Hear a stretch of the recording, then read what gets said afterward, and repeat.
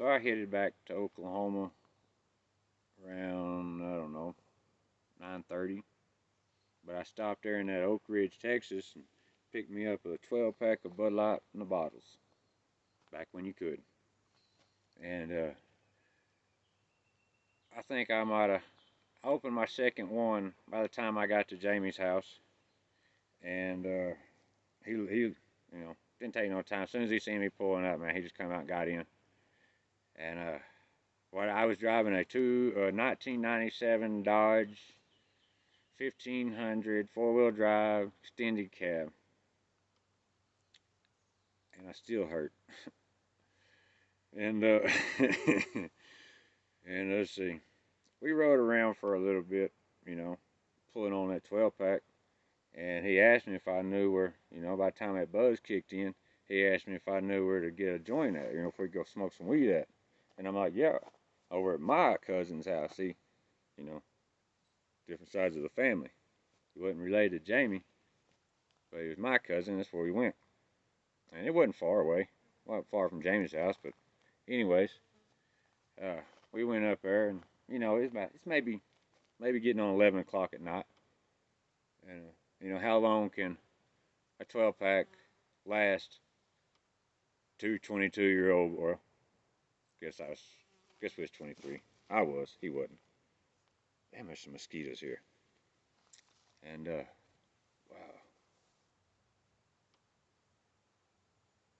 I'll have to deal with that later. Anyway, sorry about that. Yeah. So how long could it last? Well, we still had like some beers left, but we went up to my other cousin's house, and he smoked a joint with us. Even though he couldn't, he wanted to go riding, but he was doing the family thing.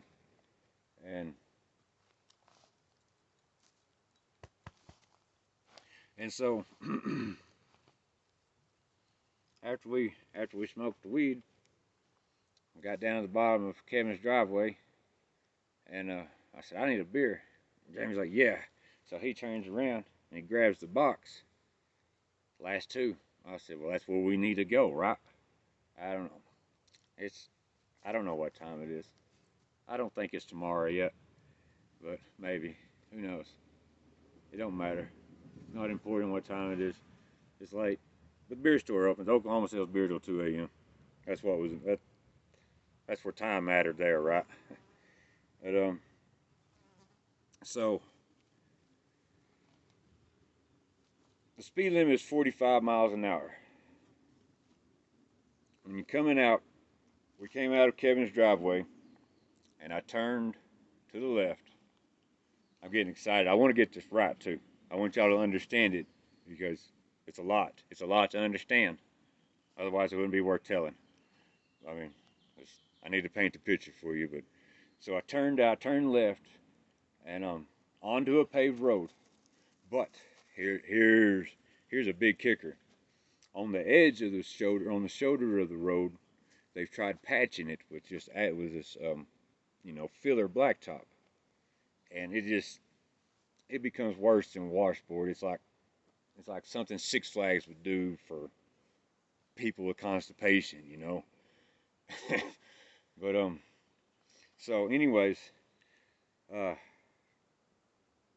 coming up a hill, and then I remember, I got a buzz going, and I'm stoned. There's no questions. But listen, there's a sign at the top of this hill. It says 45 miles an hour. Y'all ever seen one? I saw it. No matter what my state of mind was, I saw that sign, and I checked my odometer, and it said 40ish. It's the old kind of go like that. It ain't got the digits, but it's old analog. But it said 40. I was not speeding, is the point. But something happened where my rear tires got over on that washboard edge on a turn. See, now we're coming down the hill, and it's at a turn, at an angle. See, what we did was we made a crest. In the older days, there'd be a crest here, and you start making the valley into this creek. But still up yet. There's hills all around, Sand. This is Oklahoma. Sandy hills, not rocky trees, hills, sand, and maybe trees. There'd be oak trees though. Not something you can plow over, something that stops you. But so the dadgum back tire hit that washboard, and them sorry ass piece of shit Dodge pickups. It is so light that it literally dut, and shot me on 45 to 90, we'll call it 60 degrees up this hill. And it was up a hill. You had to, I mean, if I hadn't been going so fast, I would have got stuck. I would have had to put it in four-wheel drive to complete this drive.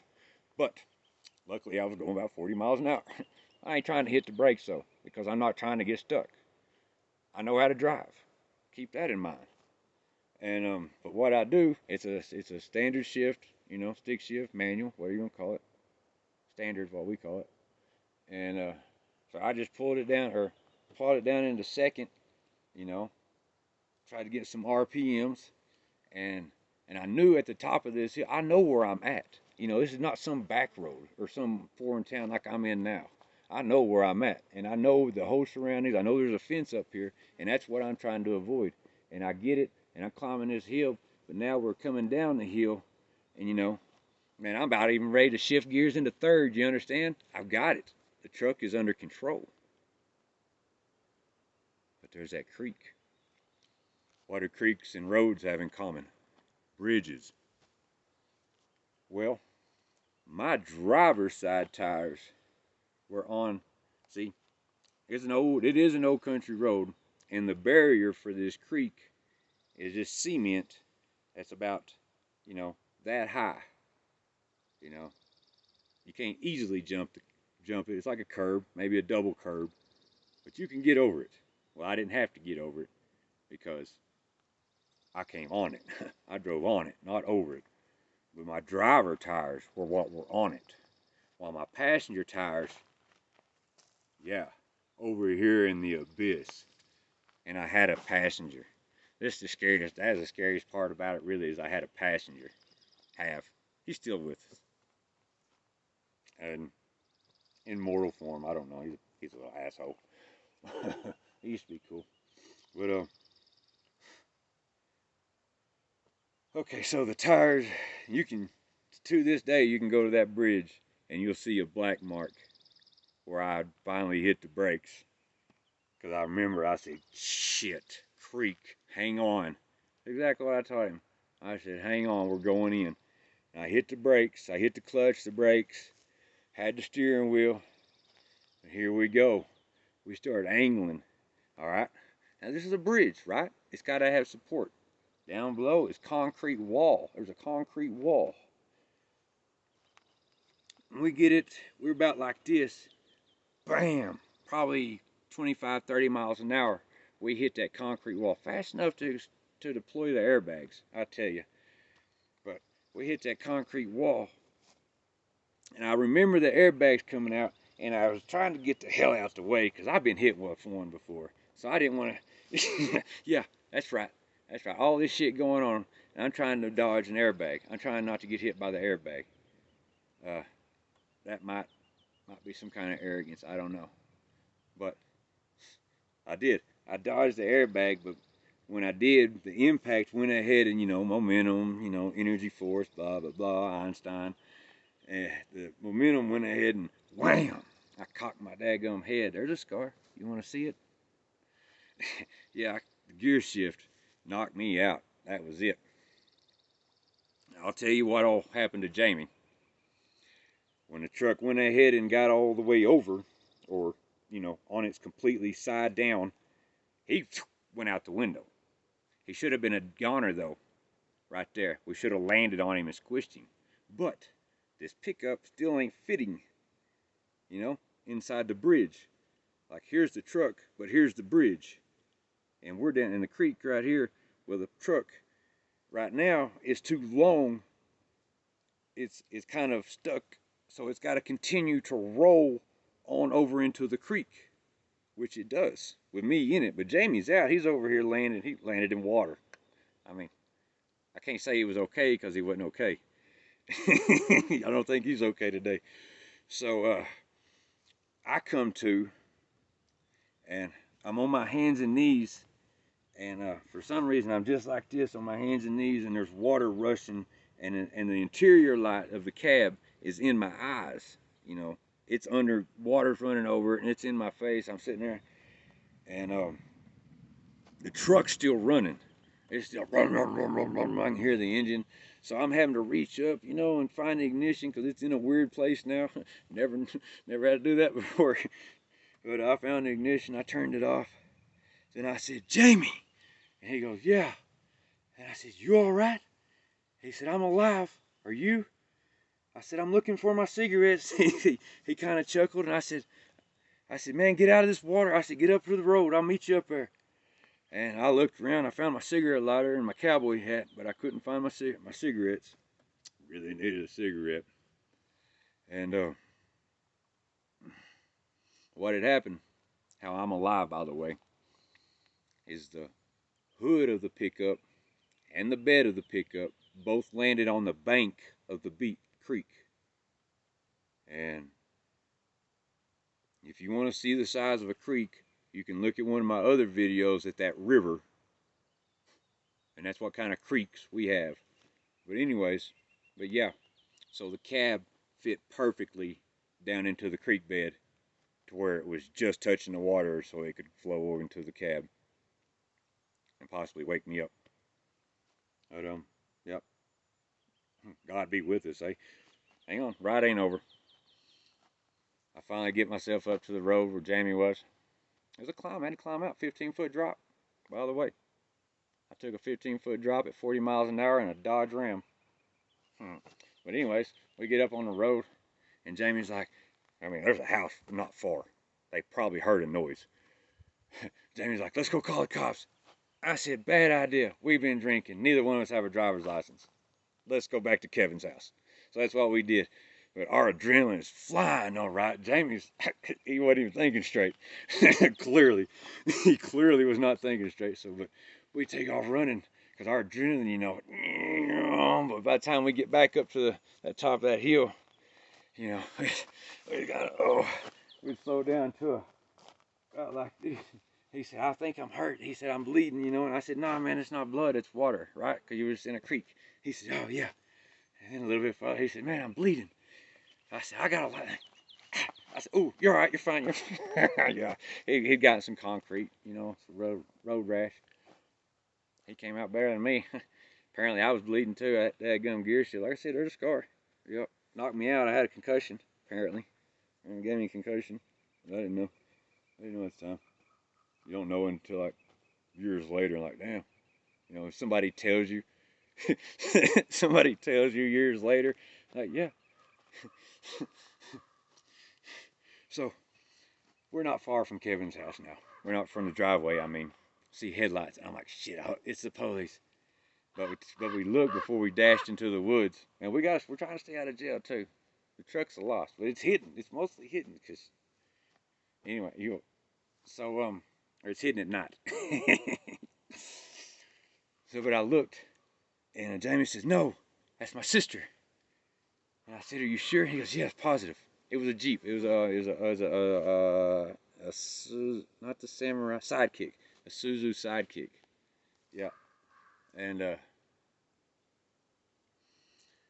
said, you better be right, man. He goes, yeah. I'm like, all right. So, but we kept walking, and she pulls up on us.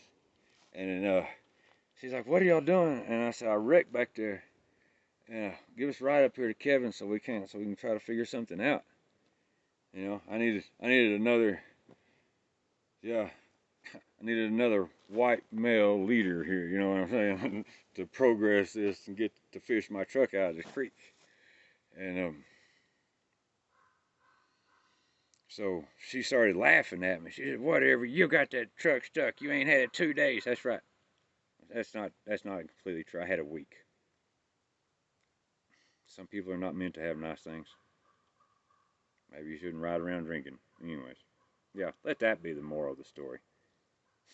Anyways. And Kevin's, don't even. But I doubt Karen's and Kevin's watch this channel. Because it's still on, right? Anyways.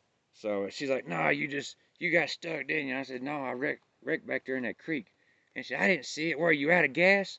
And I'm like, I ain't got time for this shit. And I opened the door, and when the interior light came on, apparently she saw the blood. She goes, "Oh my God, what happened to your face?" And I said, "I wrecked my truck, Mary." And then Jamie got in, and he apparently looked worse than me. And she's like, "Oh my God, you wrecked your truck." Oh, if it wasn't for women, huh? Well, she takes me up to Kevin's house and lets me out, takes Jamie home and let him get doctored up by Mama. I gotta figure out how to get my truck out of this creek, so that's what we do too. That's what we do, cause Kevin, he had a Dodge Cummins. Just didn't have enough weight in its ass. Like I say, they too light. It had the power, just goes. We wasn't doing it right either. Kevin was a stone, and just woke him up. But it took a John Deere tractor in the next day. But by the time no law had ever found out about it. No law had ever approached me about it in any way. Like, haha, Like I said, this is 2003. But yeah, I ended up when I pulled up to my friend's house. I got out with a limp, and as soon as I stepped on the ground, started walking towards them with a limp. They said, "You're lucky. That's all that's happening." One, they already know. Two, they absolutely right. And three, they were willing to help. And they did. Took a John Deere tractor up there, hooked a chain. We took the chain from the tractor and went across the body of the. See, we were just trying to pull it out with the Dodge, but we took the train and went across the body of the truck and down the side and hooked to the bed and just flipped her back up over on her feet and then just drug her up on the road on wheels. They roll a lot better on wheels.